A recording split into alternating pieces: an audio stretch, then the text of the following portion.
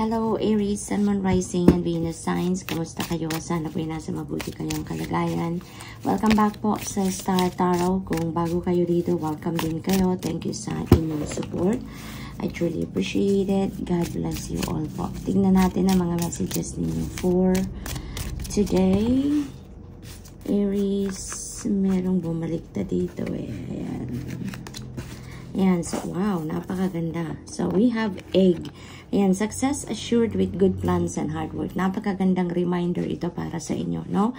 Katotohanan ang sinasabi nito na yung tagumpay, no? It's assured kapag kapag pinagplanuhan ninyo ng mabuti at nag-offer kayo or nag-effort kayo ng extra, no? Mag-hard work, no?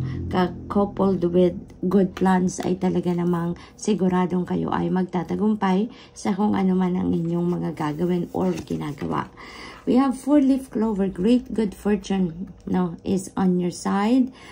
Aries, napakaswerte ninyo. Napakagandang energy ito. Ito yung babalot sa inyo sa ngayon. Sobrang laking swerte, no? It could be in different areas of life. Maaari lahat ng areas ng buhay ninyo ay siswertehin kayo. Maaari din naman na ilang areas lang. It is also possible. Depende sa inyong sitwasyon, no? But definitely, ang swerte-swerte ninyo, lalo-lalo na pagdating sa pangkaperahang aspeto, no? So, good luck to that. We have happiness. Maging masayang-masaya kayo. Mababalot kayo ng saya around this time, no? Dahil sa swerte, no? Siguro talagang maraming bagay, no? Or maraming magmamanifest sa buhay ninyo dito na dulot ng swerte na ito, no? And that's why magiging masayang-masaya kayo. Babalutin kayo ng ligaya at saya. Maaaring meron kayong mga tagumpay, marami kayong swerteng parating pagdating sa pangkaperahan, pakikipagkaibigan, pamilya, negosyo, trabaho, it could be in all areas of life, Aries.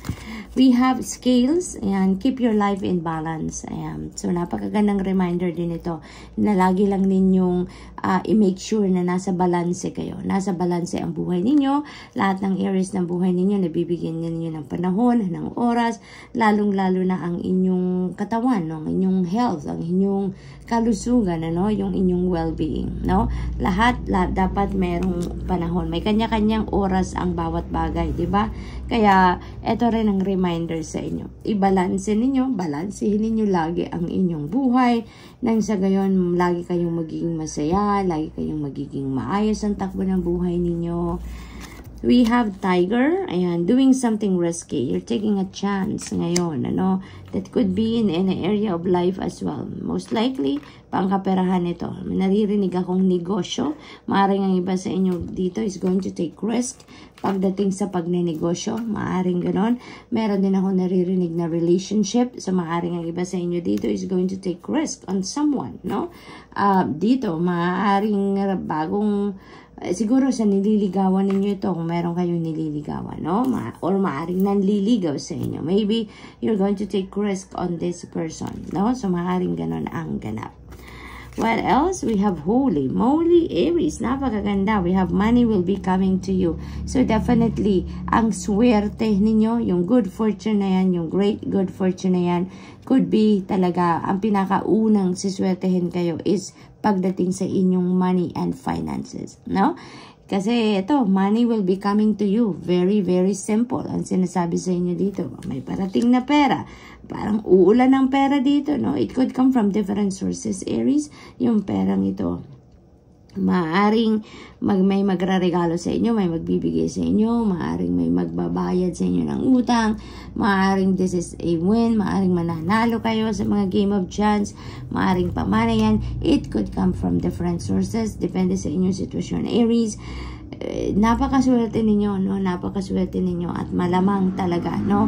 Swerte kayo sa pangkaperahang aspeto, no? So, i-welcome nyo na yan, bukas palad kayo, linisin nyo na ang inyong mga wallets dito, tanggalin na ang mga resibo, tanggalin na yung mga papel-papel dyan na hindi nyo naman nakailangan para makapag-make room na kayo sa inyong wallet para sa parating na perang ito, no? So, good luck, Aries, and that's all I have for you for today. Thank you for watching. Love and light. Namaste. Hello Leo, Sun, Moon, Rising, and Venus signs. Kamusta kayo? Sana po nasa mabuti kayong kalagayan. Welcome back po sa Star Tarot. Kung bago kayo dito, welcome din kayo. Thank you sa inyong support. I truly appreciate it. God bless you all po. Tingnan natin ang mga messages ninyo for today. Leo, paunang mensahe ninyo ay Diamond. You'll be receiving or giving a precious gift, Leo. Ayan. So, it's either kayo yung magbibigay ng isang precious gift or kayo yung magiging recipient. Kayo yung tatanggap, no, ng regalong ito. So, this could be precious para sa inyo or it could be very precious doon sa magbibigay sa inyo kung kayong pagbibigyan. Maaari din naman na kung kayo ang magbibigay, maaaring that is a very precious thing para sa inyo at ibibigay ninyo doon sa kung sino man ang magiging recipient nito, or it is something na very precious doon sa pagbibigyan ninyo, no? So it could be anything. It feels like to me it is a material thing, no? We have love. Ayan. So love is in the air dito. Ang na-pick up ko agad dito, maaaring this is ring, no? Maaaring engagement ring ito. Maaaring merong magpo-propose dito for marriage, no? For some of you, maaari din naman na hindi, no? Maaari din naman na hindi. Maaaring your heart is just oozing with love around this time. Maaring ganun lang din naman ang sitwasyon dito, no? So what else? We have fly, a period of ill health and depression. Ayan. So alagaan ninyo ang sarili ninyo. This is a warning for you, no? Leo, maaaring yung ill health na to, ang nagkakos nito sa inyo is yung depression. So, yung sobrang lungkot, maaaring ganon. Maaaring related yan sa love and romantic relationship na sitwasyon, kaya kayo nalulungkot, mabigat ang inyong kalooban, maaaring may rough patch na pinagdadaanan ng iba sa inyo dito, Leo, pagdating sa inyong relationship, no? But it's not going to resonate with everyone, so just take as it resonates, okay? So, ayan, Leo, no? Alagaan ninyo ang inyong sarili. Alagaan ninyo ang sarili, i-focus ninyo ang mindset ninyo sa kung ano lang ang positibo as much as possible. Nang sa gayon, positibo lang din ang mga mangyari sa buhay ninyo. Positibo lang at magagandang pangyayari ang ma-attract ninyo towards your life, no?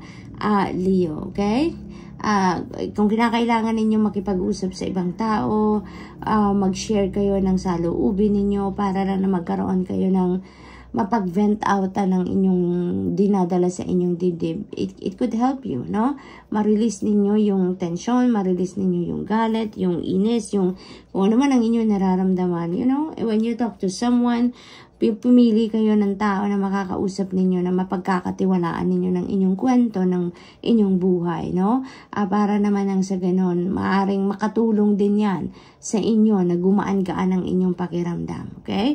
Don't keep it to yourself, by yourself, no? Dahil baka ma-stress kayo dyan.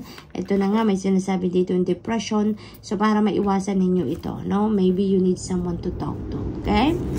We have Rose, romance is in the air. Ayan, so for others of you, no, meron pinagdadaanan, meron din namang hindi. So, talagang iba-iba ang sitwasyon dito ng mga energies na napipick up natin. Iba-ibang Leo ito, no, na nakukuha natin. So, romance is in the air, love is in the air for some of you. This is really beautiful na maaari talagang mauwi sa kasalan or mauwi sa,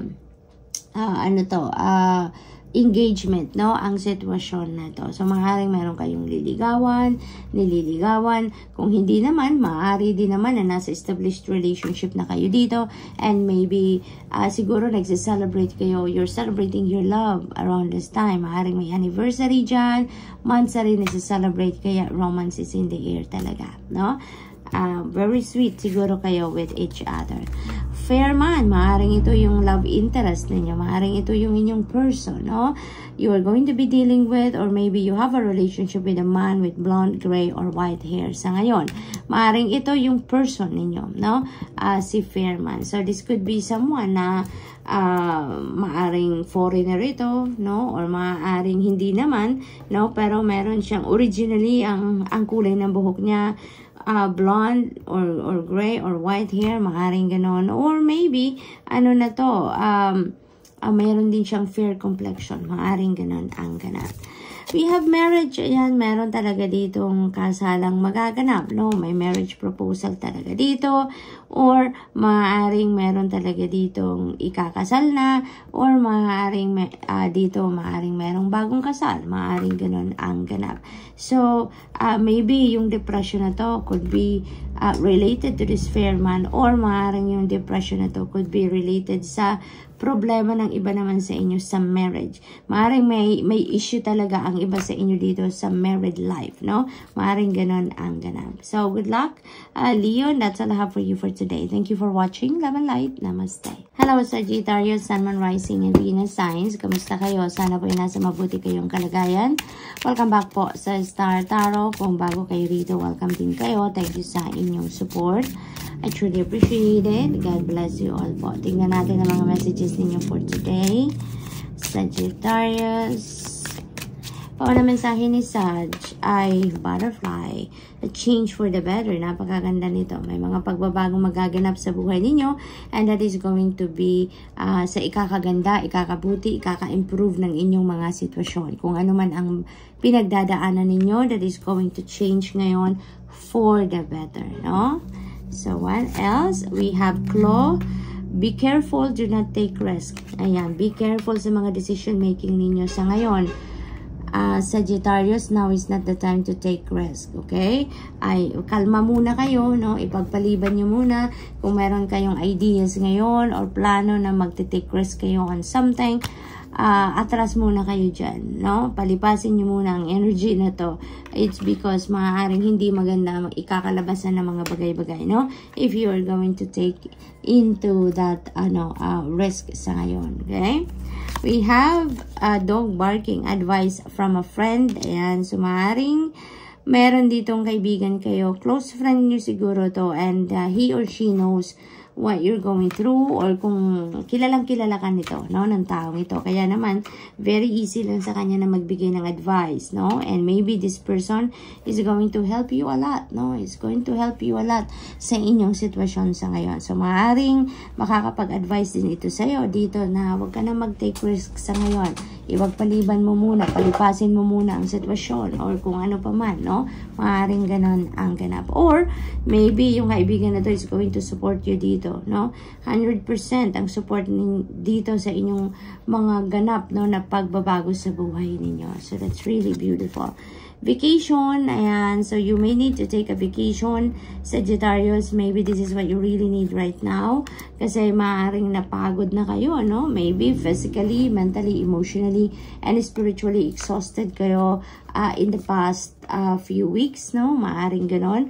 Kaya kailangan nyo din ngayon na magbakasyon muna kayo, so that you can take a breather, no? So that makapag-rejuvenate kayo, recuperate, and rejuvenate kayo sa ngayon, Sagittarius. Maaari din naman ang iba sa inyo is really embarking on a vacation na sa ngayon. Maaari nakahanda na.